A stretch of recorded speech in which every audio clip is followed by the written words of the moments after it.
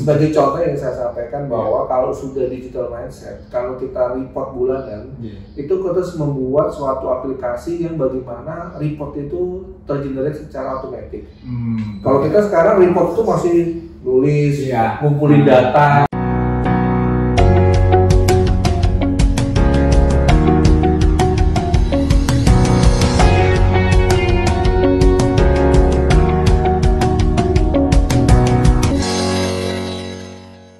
Assalamualaikum warahmatullahi wabarakatuh. Kita mulai lagi dengan Dr. NH di NH Podcast. Kali ini kita kedatangan tamu yang luar biasa ya, tamu dari jauh ini ya. Jauh tapi dekat sebenarnya ya. Dari beliau Bapak Wayan Aribawa ya. Oke. Selamat datang di Fakultas Teknik Pak Wayan. Luar biasa ya. Hari ini kita akan mengadakan sebuah event ya, sebuah kuliah umum ya Pak ya. Salah satunya kita mendatangkan narasumber yang luar biasa ini ya, dan era transformasi digital ini ya. Jadi satu hal yang sudah kita lewati ya Pak Wayan ya. Dan kita harus berpikir yang namanya digital mindset. Setelah mungkin era sekarang yang luar biasa ini, harapannya mahasiswa sivitas akademika lah ya. Kita harapkan untuk terus ya untuk berpikir di mindset. Tapi ini sebelumnya Pak Wayan ini latar belakangnya apa? Iya, Pak Nurul ya. Terima kasih kesempatannya. Ya, alhamdulillah senang sekali bisa berkunjung atau memberikan sharing di unsur ini di Fakultas Teknik. Tentunya background saya di pembangkitan, kalau pendidikan di elektro dari Universitas Indonesia, dan selama dalam berkarir berkecimpung di dunia pembangkitan, dan passion saya adalah perkembangan dan transformasi digital. Beberapa hal yang saya sudah lewati, bagaimana mentransformasi budaya dari analog menjadi digital. Nah, itu dari segi teknologi, tetapi di sini yang disampaikan tidak hanya yang bersifat hard menjadi soft atau analog menjadi digital, tetapi pola pikir. Pola pikir penting, bahkan lebih penting dari infrastruktur digitalnya. Kita boleh memiliki kemampuan coding atau komputer yang canggih atau tata kelola, tapi yang dibangun adalah people, yaitu mindset. Nah, ini yang akan mendorong transformasi digital akan berhasil. Jadi itu Pak digital mindset ini kadang kan masih salah diimplementasikan gitu ya. Nah, misalkan mungkin khalayak umum lah ya Pak. Banyak orang masih sekarang yang namanya people tadi ya, yang namanya dompet itu masih isinya kertas ya. Kertas digital ya. Sebetulnya bukan itu ya, artinya yang diharapkan ini bagaimana penerapan implementasi digital itu bisa benar-benar behaviornya juga, perilakunya juga digital. Jadi tidak hanya menerapkan sini sudah digital ya, pakai barcode misalnya gitu ya. Nanti kalau semua perusahaan mengeluarkan kartu, berapa banyak juga bisa Indonesia. Jadi gimana Pak? Jadi memang dipersepsikan bahwa digital, pola pikir digital adalah kemampuan misalnya coding, kemampuan bahasa pemrograman, kemampuan kita dalam membangun jaringan, atau membuat aplikasi software mobil application. Tetapi pada intinya adalah kemampuan pola pikir kita dalam memproses informasi, dalam mensimplify, Pak. Kalau digital kan sifatnya sebenarnya, kalau kita kembali digital sebenarnya 0 dan 1, Pak. Digital kan 0 dan 1, binary. Nah, pola pikir ini yang kita harus turunkan ke mahasiswa terutama yang tadinya belajar coding, belajar cyber security, belajar mobil application. Nah, dalam implementasi budayanya terkadang masih analog. Pikirnya dia nggak pakai gadget ya, sudah pakai alat-alat yang canggih, tapi ternyata perilakunya masih analog. Contoh misalnya sudah jago misalnya salah satu pemrogram bahasa pemrograman, tetapi dalam membuat catatan itu masih menulis, masih menyimpan dalam misalnya kertas. Tetapi kalau sudah pola pikir digital, bagaimana informasi tersebut harus disimpan dan mampu dikelola dengan baik. misalnya mengubah formatnya dalam bentuk digital, menyimpan, kemudian kemampuan kita dalam menggunakan aplikasi-aplikasi yang sudah ada di lapangan. Kita tahu di era sekarang sudah banyak aplikasi digital atau artificial intelligence. Nah, dengan pola pikir yang sudah digital mindset, yang tadi kitanya sudah pakai catatan manual itu sudah berubah menjadi salah satu yang bersifat digital atau mampu diolah, mampu akses, mampu telusur, sehingga pada intinya adalah kita lebih mudah, lebih cepat, lebih ekonomis. Efisien dan efektivitas. Iya. Jadi pola intinya bagaimana mensimplify proses jadi lebih mudah, lebih cepat, dan lebih ekonomis. Itu the key of thinkingnya seperti itu, Pak.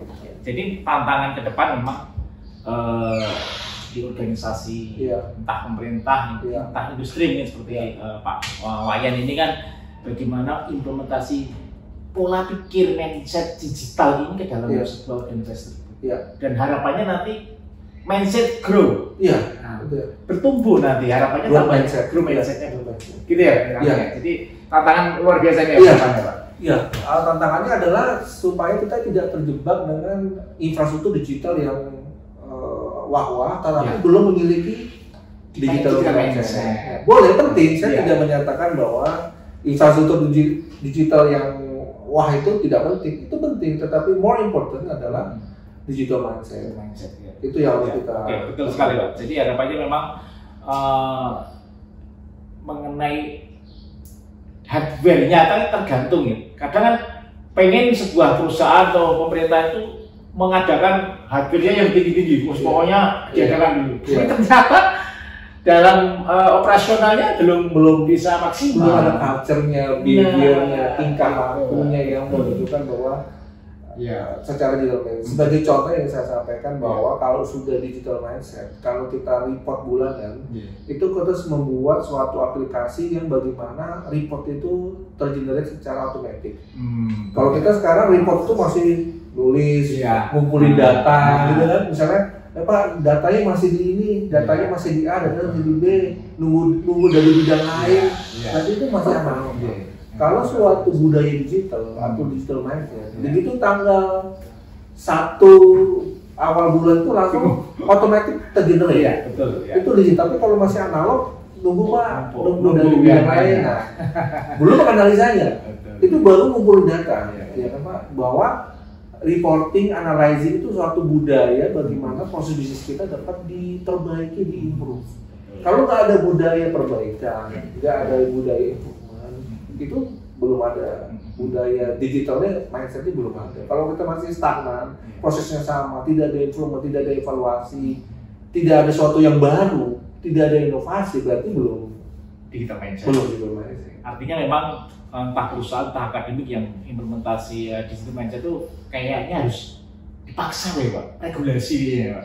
Misalkan menggunakan manajemen project gitu ya. Tadi disampaikan Pak Wayan, biar kerja itu ya kolaborasi gitu ya. Ada sebuah mungkin itu saya kira banyak banget Pak terkait dengan manajemen project gitu ya. Dan ini memang perlu waktu ya Pak. Masalah culture tadi ya Pak. Perlu culture, kemudian saya rasa perlu diinduksi ya. Diinduksi oleh sekelompok orang atau komunitas yang sudah memiliki budaya digital, itu menginduksi, memberikan induksi. Kadang-kadang kalau kita forcing ya, kalau namanya pola pikir di forcing ada mental block. Menolak itu sudah manusiawi. Itu zaman teknologi komputer masuk gitu ya, internet masuk gitu ya. Jadi caranya adalah menginduksi. Ya kalau kita belajar itu kan ada namanya menginduksi ya, ada radiasi. Jadi ada suatu perubahan yang tidak kontak langsung. Jadi kita induksi, kita radiasi suatu budaya, pola pikir, tingkah laku yang akan menginduksi sekelompok orang sehingga bisa menuju timnya istilahnya. Tidak mudah, tapi perlu, sangat perlu. Tidak mudah, tapi itu yang harus dikembangkan pertama. Mungkin kembali ke Pak Wayan. Pak Wayan kan sebagai senior manager di Adipala ini ya. PLN Ilmuwar ya. Principal. Mungkin cerita sedikit sejauh mana yang sudah diterapkan digital mindset. Kami sebagai perusahaan pembangkitan, salah satu fungsinya adalah memproduksi energi listrik Dan dalam proses energy listrik itu kami harus menyelenggarakan proses itu dengan aman, handal, dan efisien. Aman, harus aman dulu Pak. Jadi listrik itu harus aman, harus handal, dan harus efisien. Itu Pak, 3 itu Pak. Aman, ya kalau nggak aman sulitan kita Pak, nggak safety kan, harus aman dulu, safety dulu. Kemudian juga harus handal, ada terus, tidak on off, dan juga tetap harus penuh. Listrik mati semenit aja bingung ya Pak? Bingung kan? Ya, listrik ada tapi mahal juga susah gitu. Kita bayar ini. Iya, pakai setiap hari. Aman, handal, dan efisien. Dalam menyelenggarakan proses tersebut, semua infrastruktur atau informasi yang kami kelola menggunakan suatu interpretasi digital. Tadi saya sampaikan, kami sudah memiliki semua pengolahan data, data akuisisi, command center, tetapi salah satu yang kami kembangkan adalah digital mindset, di mana proses bisnis kita itu semua sudah mengacu kepada suatu pola pikir atau tingkah laku digital. Kami menggunakan semua aplikasi software di mana data itu sudah terkumpul secara terintegrasi secara otomatis, single truth of data. Semua data parameter, data-data kebutuhan itu sudah terkumpul, jadi begitu tanggal 1 jam 00 sudah kumpul. Gitu ya. Bahkan kami sudah mengembangkan yang sudah menganalisis secara otomatis. Ada namanya Pareto, kemudian ada namanya analisa jumlah, mengkalkulasi. Di situ akan begitu tanggal 1 sudah ada report berapa jumlah produksi, jumlah gangguan, penyebabnya apa, Paretonya apa, sampai dengan rekomendasinya tergenerasi secara otomatis. Itu satu station di Adipura, ya? Kan itu kan koneksi ke seluruh Indonesia ya? Itu kalau kami karena di entitas unit, kami fokus di unit kami. Oh ya, khusus ya? Ya. Enggak terintegrasi ke unit lain gitu. Untuk di pusatnya kami juga ada juga. Ada ya, ada sistem laporannya. Laporannya ada. Okay, nah untuk kami di unit, kami sudah menerapkan.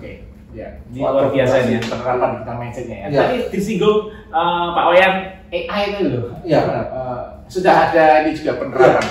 Tentunya dengan era digital, transformasi dan perkembangan revolusi industri, kita kan sudah kenal namanya 4.0 ya, industri 4.0. Dan masyarakat society 5.0. 5.0 ya. Di mana peran AI ini menjadi suatu hal yang keniscayaan ya, suatu keniscayaan. Kita ketahui bahwa sebenarnya kalau kita bicara artificial intelligence, di belakangnya sudah didahului oleh namanya machine learning, ada deep learning, di mana fokusnya adalah mengassist kita atau bahasanya membantu ya, mengassist dalam pengolahan data dan decision making.